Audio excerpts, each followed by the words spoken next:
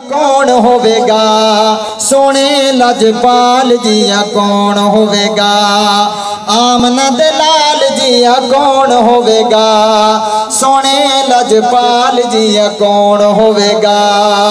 और उंगली उठाई चने होया तकसी में उंगली उठाई चने होया तकसी में केडी उच्ची शान वाला मदनी करीम में केडी उच्ची शान वाला मदनी करीम में मदनी करीम में उस बेमिसाल जिया कौन होवेगा सोने लजपाल जिया कौन होवेगा आमना दे लाल जिया कौन होवेगा सोने लजपाल जिया कौन होवेगा।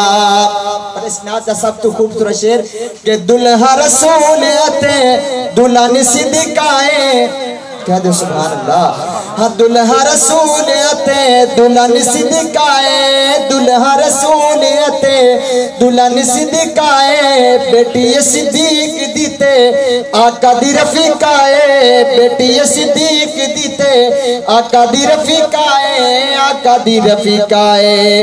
घराने बेमिसाल जिया कौन होवेगा सोने लजपाल जिया कौन होवेगा।